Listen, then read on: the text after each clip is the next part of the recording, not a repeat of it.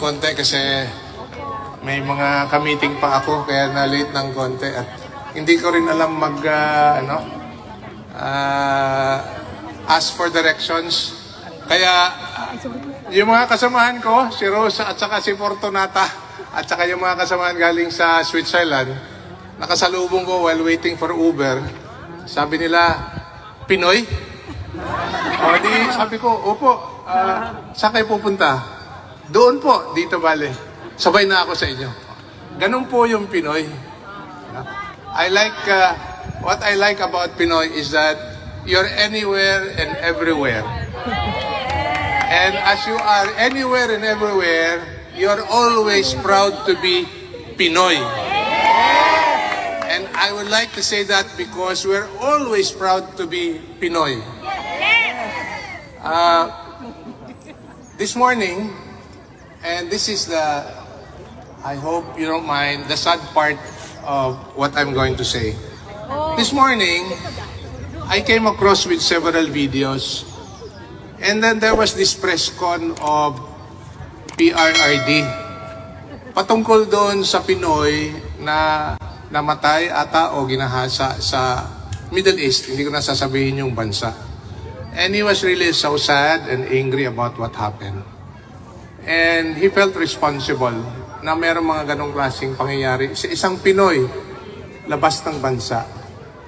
But the government always sees to it to extend any possible assistance to bring that Pinoy or Pinay back home. Okay? Habang tinitingnan ko, I really felt sad, really sad. Kasi merong isang Pinoy, matanda na, no? At dinampot at nilipat sa ibang bansa. And that's the irony of it all.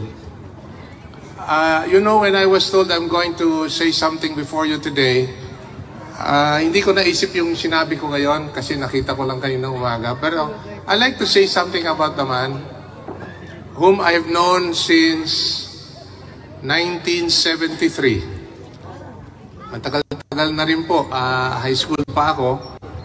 At kabyat lang, disclaimer, wala akong ikukwento patungkol sa kanyang kaso because we're not supposed to say anything about it. So I will make kwento about PRRD. Rudy or Digong or Mayor or PRRD. Sa totoo lang, ayaw niyang, he doesn't want to be called president. Kahit na naging presidente siya. At sinasabi niya, binubulungan niya sa kabila, huwag niyo na akong tawaging presidente. But there has to be a title that he has to be called. So sabi niya, mayor na lang. Kaya every time he is introduced, may mga protocol dyan, no? When he is introduced in an event, the highest government official in the room will introduce him, and he is always introduced as, ladies and gentlemen, the President of the Republic of the Philippines, Mayor Rodrigo Roa Duterte. That is what he wants to be called, Mayor. Ganun po kasimple yung tao. Ganun din po kasimple yung unang-una kong nakita back in 1973. I'd like to share this a little bit on how I came to know him because when he first passed the bar in 1973, si Nanay Suling, yung mother niya, came to the law office of my father. Yung papa ko, abogado din. Ako, abogado din. Abogado ni Mayor ngayon. Pero si Nanay Suling came to see my father and asked if Mayor Rudy or Attorney Rudy then can work in the law firm of my father. So that's how I came to know him the first time. And he credited my father to be his mentor. Marami siyang kinakwento, hindi ko na sasabihin dito. Hangang-hanga siya sa papa ko. And I think that's life. It comes in full circle. That years after When he became mayor, congressman, mayor again for a long time, and then eventually became president, baliktad yung mundo. Ako naman ang hangang-hanga sa kanyang ginawa. Hindi lang po sa siyudad ng Davao, kung hindi po sa buong bansa, at lalong-lalo na, more than 90% of our Filipinos working abroad, lalong-lalo na sa mga Pinoy na nagtatrabaho sa labas ng bansa. Palagi niyang sinasabi in small talks that we have together, ang iniisip niya, kayo, yung mga nagtatrabaho sa labas.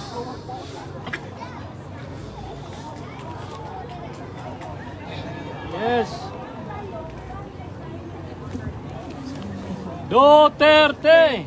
Duterte! Duterte! Duterte! Duterte! Bring him home! Bring him home! Bring him home! Sensya na po. We love you, attorney. We support you all the way.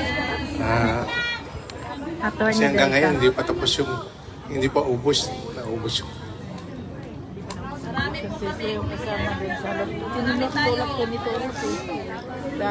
I can only say that he does not deserve the treatment that he's getting now from this government. There has been a lot of characterization of the man.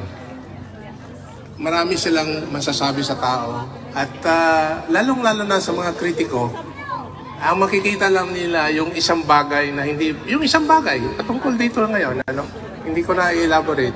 Pero yung isang bagay na hindi pa nila makikita yung kumpletong kwento.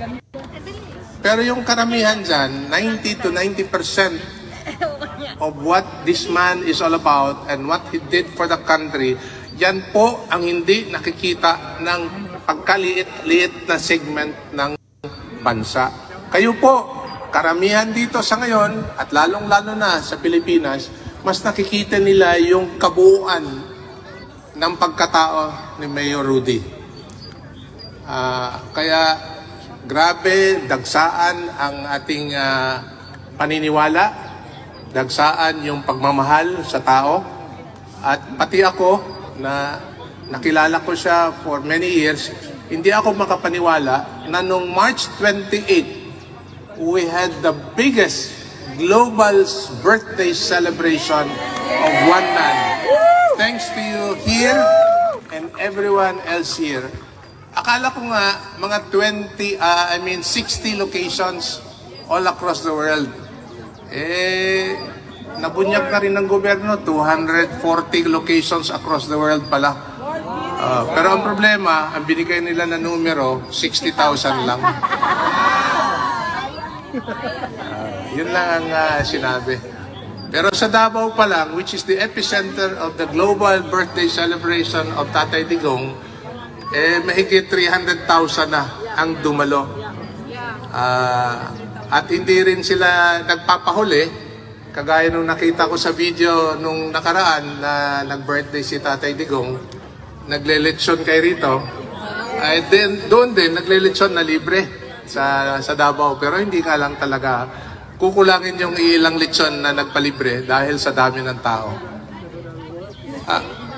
So, sa ngayon, nagpapasalamat ako on behalf of the family and on behalf of our family, especially, sa tuloy at patuloy na inyong suporta at pagmamahal po sa bayan for that matter and for Tatay Digong. Let us to continue to pray for him, for his continued good health, his wisdom, his perseverance, na he would be able to overcome what he has been going through right now. At sinasabi niya palagi ito. If you notice, last year sa harap ng Senado, sa harap ng Kongreso, I was with him, beside him, at sinasabi niyang haharapin ko ito. Pero sa maling akala namin haharapin namin doon, dito pala. But nevertheless, he have always believed that he will face these trials that he has. No? Yun siguro ang gusto kong maiwatig sa inyo for now. At again, thank you very much sa pagdalo nyo rito. Talagang kararating ko lang kahapon, as I've said, and nabubusog na yung puso ko. Nakikita ko kayo rito na talagang todo suporta. Alam mo kung nandito siya ngayon? Kung nandito siya ngayon, magtatanong siya na, ba't nandito kayo? Kasi nagtatrabaho kayo eh. Diba? Ayaw niya na things like this at mababawasan yung sweldo nyo. And it's something like really that makes me say na you really love him because you really have gone beyond your means, beyond your time to be here and to show solidarity with the one man who made a difference in the lives of so many in our country and to Filipinos all across the world.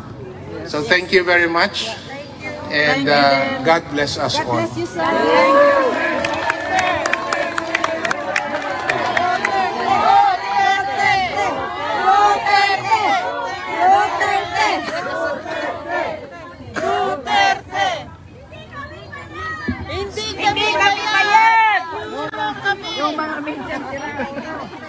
Alright, so thank you so much everyone. No?